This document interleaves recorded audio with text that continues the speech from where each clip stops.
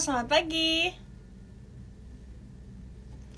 Selamat pagi, Sobat Cuan. Selamat hari Senin. Seperti biasa, aku Olivia Luz, Financial Expert CNBC Indonesia, menemani Sobat Cuan di segmen e-Talks, Economy Talks, di mana tema kita kali ini adalah kita mau ngebahas terkait rematch Joe Biden versus Trump di Pilpres AS 2024. Kenapa sih kita ngurusin pilpresnya Amerika atau ngebahas pilpresnya Amerika? Karena seperti yang kita tahu, Amerika itu kan negara adidaya ya, Sobat Cuan.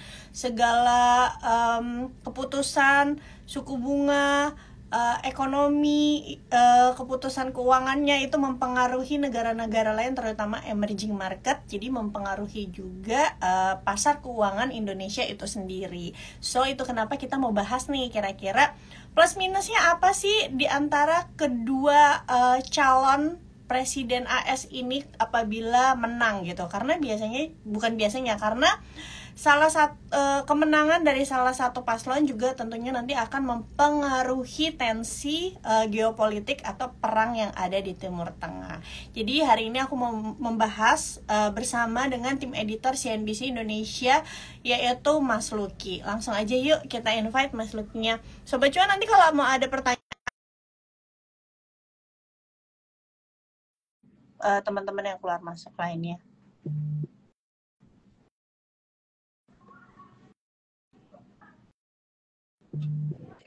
Halo, selamat pagi Mas Lucky. Halo, pagi. Mas Lucky, kameranya boleh di ke atasnya sedikit? Oke. Ya. Selamat pagi, akhirnya kita bertemu lagi Mas Lucky. Waktu itu kita udah sempat ngobrolin tentang menjelang pemilu Indonesia dan juga negara-negara lain. Terus waktu itu saya juga nagih Mas Lucky bilang nanti kita harus bahas sesi khusus, bahas pemilu Amerika ya. Terus Mas Lucky menjanjikan iya nih, makanya hari ini kita bahas.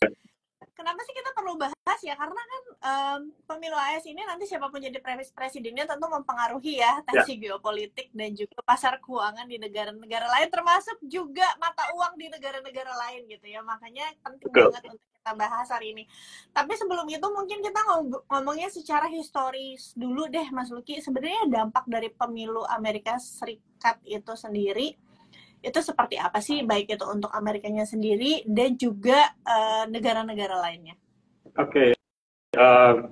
Secara historis ya, dampak pemilu AS memang perlu dilihat dari kebijakan presiden terpilih masing-masing ya, dan bagaimana kebijakan itu diterapkan termasuk hubungan Amerika dengan beberapa negara lain.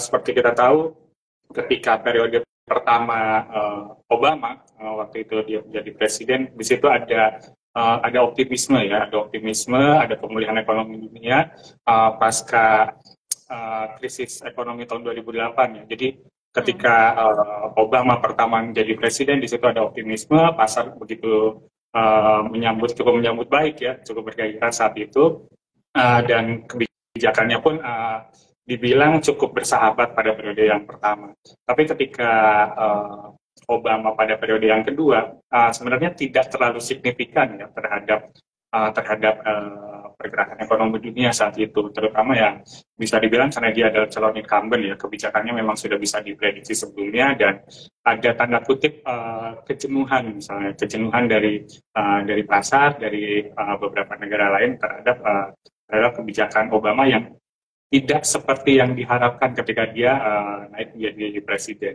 Kemudian ketika Joe Biden pertama kali menjadi presiden, di situ kembali ada optimisme. Jadi memang polanya ketika presiden baru naik, memang selalu ada optimisme ya terhadap ekonomi dunia, terhadap pemulihan ekonomi dunia, termasuk di AS dan negara-negara berkembang ya, bagaimana kebijakan AS nanti akan berpengaruh positif terhadap negara-negara lain. Tapi ketika sebelumnya Joe Biden naik jadi presiden, kan sebelumnya ada Trump. Nah di situ mungkin meskipun Trump pertama kali jadi presiden, di situ ada semacam kekhawatiran bahwa kebijakan Trump ini tidak akan berdampak positif terhadap ekonomi dunia, karena saat itu Trump dianggap sebagai bisnismen yang cukup pragmatis ya, dan pasar khawatir keputusannya akan berpengaruh negatif. Dan sekarang saat ini ada Trump dan Biden jilid 2, ini cukup menarik untuk dinantikan karena lagi ya? yang satu incumbent, yang satu pernah jadi presiden. Jadi sebenarnya ini pasar mulai apa ya sudah cukup bisa meraba-raba apa yang akan terjadi ketika salah satunya menjadi presiden terpilih nanti. Apakah akan misalkan Joe Biden dengan kebijakannya yang saat ini, yang sebenarnya tidak banyak yang puas dengan kebijakan Biden saat ini.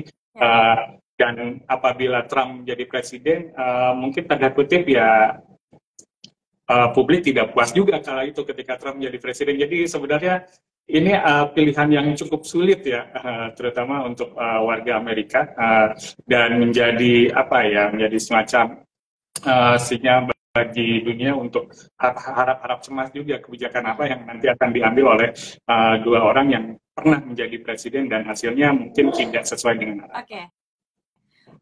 Kita tahan sampai di situ karena mungkin kita mau bahas nih terkait kan situasi geopolitik nih, Lucky. Sekarang itu yang lagi memanas itu Timur Tengah. Katakan Israel sama Iran. Seperti yang kita tahu, Iran tuh didukung sama Rusia gitu ya. Mungkin kalau Israel lebih didukung sama Amerika, walaupun Amerika sebenarnya nggak ambil tindakan banyak. Tapi kalau kita tarik lagi, ada riwayat yang mendukung Iran ini kan pernah juga terjadi eskalasi perang waktu tahun 2022, yaitu Rusia dan juga Ukraina. Minggu lalu aku ada baca nih terkait dengan Janet Yellen ya, ini Menteri Keuangan di Amerika gitu ya. Memang ada aset Rusia yang dibekukan oleh Amerika, dan Janet Yellen tuh lagi minta persetujuan sama negara-negara buat uang ini supaya nggak beku lagi, terus uangnya tuh dikasih untuk Ukraina gitu kan. Padahal itu bukan duit dia, ngapain dia ngurusin gitu kan. Nah, tapi yang aku baca juga dari sisi Trump itu sendiri, Janet Yellen tentu kita tahu dari sisi Biden ya, dari sisi Trump mereka bilang ke Putin kalau misalnya dia yang terpilih jadi presiden, dia berjanji nggak akan kasih sumbangan lagi untuk Ukraina. Kayak nggak akan membantu lagi untuk Ukraina gitu kan. Jadi ibaratnya perangnya mungkin bisa lebih reda. Mungkin kalau Rusia agak senang, jadi dia juga nggak ngurusin Iran sama Israel nih. Nah, kalau Mas Lucky sendiri melihatnya sebenarnya apa sih dampak dari salah satu pemenang presiden ini untuk tensi geopolitik yang ada di Timur Tengah? Karena pemilunya ini nanti kan bulan November. Kita mungkin masih melihat sampai bulan November di Timur Tengahnya ya mungkin ada serang-serangan, walaupun intensitasnya kita belum tahu ya apakah itu semakin tinggi atau semakin rendah. Tapi yang pasti mungkin aja sampai bulan November ketegangannya masih ada di Timur Tengah. Ya, dua calon presiden ini mungkin pendekatannya cukup bertolak belakang ya dengan terkait dengan tensi geopolitik saat ini ya. Seperti kita tahu, Joe Biden saat ini begitu aktif terlibat dalam, meskipun secara tidak langsung ya, terlibat dalam beberapa konflik geopolitik ya, mulai dari Rusia dan Ukraina, kemudian di Gaza antara Hamas dan Israel, kemudian sebelumnya banyak tanda kutip cawe-cawe ya soal Taiwan dan Cina gitu. Kemudian sekarang ada juga terkait konflik Iran dan Israel. Jadi Joe Biden ini apa ya, dia begitu aktif terlibat langsung, dan ini sebenarnya di satu sisi membuat dunia khawatir ya, sejauh mana keterlibatan Amerika Serikat ini akan memanas-manasi tensi geopolitik yang sudah cukup tinggi saat ini ya. Walaupun dalam statement terakhirnya terkait dengan Iran dan Israel, dia menyatakan tidak akan turun langsung untuk membantu Israel jika terjadi perang dengan skala besar. Namun di sisi lain, Amerika Serikat juga bersama Uni Eropa kan berencana untuk menjatuhkan sanksi baru terhadap Iran. Jadi secara tidak langsung sebenarnya Amerika Serikat juga di sini bermain. Sebaliknya dengan Trump seperti periode yang sebelumnya dia menjabat sebagai presiden, Trump itu begitu ingin meredakan tensi geopolitik. Dia tidak ingin Amerika Serikat terlalu terlibat dalam konflik-konflik geopolitik ya, seperti di periode dia sebelumnya, dia tanda kutip disebut bersahabat dengan Putin. Kemudian bagaimana dia datang ke Korea Utara dan bertemu dengan Kim Jong-un. Dan dalam kampanye kali ini pun Trump menjanjikan untuk deeskalasi ya. Jadi dia tidak ingin anggaran Amerika itu digelontorkan begitu besar untuk perang gitu. Dia ingin menyetop pendanaan untuk Ukraina, dan kalaupun Ukraina mau mendapat pendanaan dengan kepada Amerika bisa dilakukan dengan bentuk pinjaman gitu. Jadi Amerika tidak akan memberikan uangnya secara cuma-cuma. Begitu pula dengan konflik-konflik geopolitik yang terjadi saat ini, Trump menjanjikan bahwa tidak Amerika tidak akan lagi terlibat dalam perang-perang besar geopolitik supaya karena dia ingin menjaga stabilitas dunia termasuk ekonomi dari Amerika, begitu janjinya dalam kampanye. Namun di satu sisi yang dikhawatirkan juga Trump kembali mengobarkan perang dagang dengan Cina. Ini yang perlu dicermati juga, meskipun secara tensi geopolitik Jadi Trump ingin meredam, tetapi senjata ya, betul. Jadi Trump bisa saja kembali memperketat perang dagang dengan Cina ya. Walaupun pada periode sekarang bukan berarti tidak ada tensi atau persaingan secara ekonomi dengan Cina ya. Tapi mungkin di periode jika Trump terpilih, mungkin hal ini akan kembali meruncing dan pastinya akan berpengaruh terhadap terhadap negara-negara berkembang, negara-negara eksportir ke Cina dan Amerika Serikat misalkan terkait dengan tarif. Oke, nah sekarang kalau kita menimbang-nimbang nih untuk secara ekonomi makro gitu ya, atau juga pasar keuangannya itu sendiri. Kalau Mas Lucky melihatnya sekarang itu kan karena tensi di Timur Tengah menyebabkan harga minyak naik, yang dikhawatirkan nih inflasinya naik kembali nih, karena kemarin CPI terakhir 3,5% itu di atas konsensus. Kalau misalnya harga minyaknya naik lebih tinggi lagi, ya amit-amit sampai ke level Rusia Ukraina 120, berarti kan kita inflasinya naik lagi, karena minyak mentah itu bahan baku ya, logistik dan lain-lain. Sehingga ada banyak yang beranggapan bahwa ini suku bunga bisa higher for longer atau bahkan naik suku bunganya gitu kan. Kalau Mas Lucky melihatnya, kalau The Fed ini kan ditunjuknya sama presiden nanti, siapapun presiden yang terpilih, entah itu Biden atau entah itu Trump. Tapi mungkin dari sisi The Fed sendiri, Jerome Powell mungkin nggak sih dia ada kepentingan untuk dipilih lagi gitu. Kalau misalnya nih Trump yang menang, pasti kan dia juga harus mengambil kebijakan yang mungkin lebih disukai sama Trump gitu. Kalau kita tahu sejak tahun lalu Trump sih tidak menyetujui untuk kembali naiknya suku bunga ya. Kalau Mas Lucky melihatnya seperti apa? Ya, terkait dengan suku bunga ya, Trump memang calon presiden yang tidak menyukai suku bunga tinggi. Itu pernah dia katakan juga tahun 2019 kalau tidak salah, dia mengkritik kebijakan keras The Fed saat itu yang menaikkan suku bunga. Dan dan Trump pernah berjanji ketika dia terpilih dia tidak akan memilih Jerome Powell lagi gitu, karena jadi ada kepentingan Trump di The Fed juga untuk menahan suku bunga ya, karena itu memang yang disukai Trump ya. Berbeda dengan Biden tampaknya lebih hubungannya cukup baik dengan The Fed saat ini ya. Meskipun penurunan suku bunga pun tidak mungkin untuk saat ini tidak akan dilakukan dalam waktu dekat ya. Dan seperti yang saya katakan tadi, mungkin ketika Trump naik, intervensi di The Fed untuk menahan suku bunga ini atau menurunkan suku bunga ini akan sangat tinggi, dan dampaknya tentu saja akan pada inflasi ya.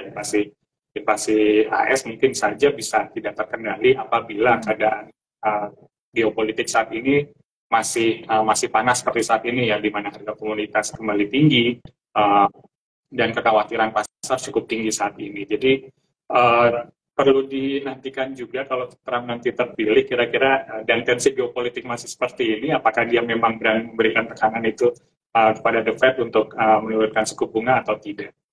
Yeah. Kalau dolar, Mas Lucky melihatnya seperti apa? Sekarang ini strong dolar, walaupun secara chart kita melihat sebenarnya udah di level overbought ya, dalam artian resistance. Jadi sebenarnya kurang wise juga kalau misalnya Sobat Cuan baru mau beli dolar untuk saat ini. Karena walaupun view-nya misalnya nantinya jangka panjang itu emang strong, tapi dalam jangka pendek ada potensi untuk terjadi koreksi. Nah, Mas Luki melihatnya menjelang pemilu ini gimana sih pergerakan dolar itu sendiri? Karena pergerakan dolar nih jujur aja untuk emerging market terutama ini sangat berpengaruh ya, terutama untuk Ya. pasar keuangannya, apalagi emerging market yang banyak dimasuki oleh dana asing. Karena kalau dolarnya menguat ya otomatis asingnya kan memilih untuk wait and see dulu di pasar emerging market, bahkan terjadi outflow gitu ya. Mereka akan lebih Ya. suka hold dolar karena biasanya kalau dolar naik, US Treasury-nya juga naik.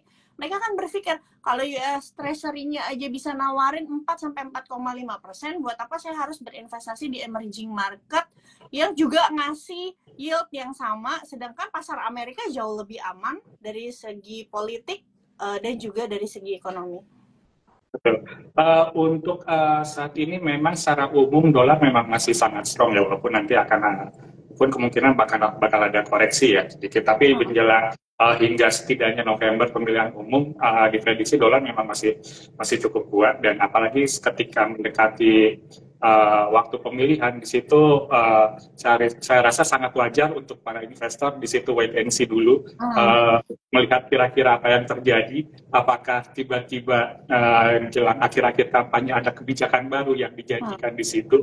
Saya rasa hingga November memang para investor harus cukup berhati-hati juga ya terkait keputusannya menganalisis soal dolar, termasuk dengan obligasi, termasuk di pasar saham. Jadi memang sampai dengan November ini waktunya para investor perlu menganalisis secara mendalam, menantikan kampanye kebijakan-kebijakan baru apa yang nanti ditawarkan oleh kedua pasangan calon presiden ini. Jadi sebenarnya sama aja sama di Indonesia ya, Mas Luki. Ketika makin dekat hari H pemilunya, investor tuh cenderung lebih banyak wait and see ya, karena mereka menunggu kepastian kira-kira ada kebijakan baru apa. Betul, jadi memang kepastian itu sesuatu yang bisa saya bilang sakral ya terhadap keputusan investasi ya. Kebijakan dari pemerintah itu memang sangat dinantikan. Ada perubahan sedikit saja bisa mengubah perhitungan investasi secara banyak ya di situ ya. Jadi perlu dinantikan bagaimana nanti siapa yang terpilih di AS, apakah Trump atau Biden, termasuk bukan hanya AS ya, seluruh dunia mungkin saat ini sedang menantikan juga ya, sedang cukup berhati-hati juga dalam mengambil keputusan investasi, terutama untuk jangka panjang. Ya, oke, nice. Oke, Mas Luki, kita nih udah mau ini berarti udah sekitar 28 menit ya kita ngobrol, udah lebih dari waktunya, tapi nggak apa-apa. Cuma Sobat Cuan, aku mau mungkin tadi konklusi dari pembicaraan kita kali ini, kalau Mas Luki bilang kecenderungannya investor akan wait and see. Ingat, dana asing itu jumlahnya besar, apalagi di emerging market, pasti akan mempengaruhi pasar keuangannya. Jadi mungkin insight dari aku adalah kalau Sobat Cuan sekarang punya posisi di saham yang mungkin sekarang sedang terkoreksi, kalau nanti ada rebound dari saham-saham ini, misalnya sudah ada keuntungan dan lain-lain, boleh kurangin exposure-nya di saham di instrumen yang high risk gitu ya. Misalnya kalau tadi portonya 100% bobotnya, mungkin nanti kalau udah ada rebound, Sobat Cuan udah ada cuan, bisa taking profit misalnya 50%, atau terserah Sobat Cuan di level Sobat Cuan merasa aman untuk punya cash gitu ya. Jadi jangan 100% uangnya dimasukin ke pasar modal, karena seperti yang kita tahu volatilitasnya mungkin masih akan tinggi sampai November nanti gitu ya. Mas Luki mungkin ada tambahan, kira-kira ada instrumen apa sih yang menarik sebenarnya untuk dilihat? Kalau emas, Mas Luki melihatnya seperti apa? Ini kan udah 2.400 nih. Apakah cenderung akan koreksi dulu, atau sebenarnya untuk Sobat Cuan yang mau hedging masih bisa nih untuk beli di level-level sekarang? Untuk emas ini memang sangat tergantung juga dengan geopolitik saat ini ya. Emas melambung, karena di Timur Tengah juga sedang panas. Cuman yang bisa saya update sekarang, memang tensi di Timur Tengah, terutama untuk Iran dan Israel ini sekarang masih sedikit agak menurun ya, sedikit agak menurun, terutama setelah statementnya Iran yang tidak akan membalas serangan terakhir, ya, serangan drone Israel ke wilayah Iran karena dianggap skalanya kecil, tidak perlu dibalas. Mungkin itu akan sedikit menurunkan tensi ya. Jadi untuk para investor yang masih mengincar emas agak cukup berhati-hati saja. Bisa saja memang emas akan ada koreksi dalam waktu dekat ya, koreksi sedikit tergantung dari nanti tensi geopolitiknya akan seperti apa. Oke, jadi koreksinya koreksi wajar ya. Iya, betul. Oke. Memang kalau lagi banyak yang tertarik sama sebuah instrumen, kalau harganya lagi naik, sebaiknya memang wait and see dulu. Tunggu aja, nanti juga pasti ada koreksi-koreksi sedikit, baru nanti bisa melakukan pembelian di situ. Terima kasih Mas Lucky atas waktunya kali ini, pembahasannya seru banget. Semoga nanti kita ada pembahasan lanjutan. Mungkin kalau misalnya kita udah tahu nih mendekati November, udah mulai kelihatan gitu ya kira-kira para calon presiden nih punya gagasan apa dan juga potensi kebijakan apa ketika pemilu nanti. Sobat Cuan juga terima kasih sudah nonton live Instagram kita dari awal. Kalau Sobat Cuan ketinggalan live Instagram kita dari awal, boleh tonton siaran ulangnya di Instagram CNBC Indonesia atau cuap_cuan. Jangan lupa follow Instagram kita CNBC Indonesia dan juga cuap_cuan. Dengerin podcast kita di Spotify, Apple Podcast, Google Podcast, dan juga Anchor. Subscribe YouTube channel kita CNBC Indonesia dan juga cuap_cuan. Podcast cuap_cuan juga ditayangin di CNBC Indonesia TV.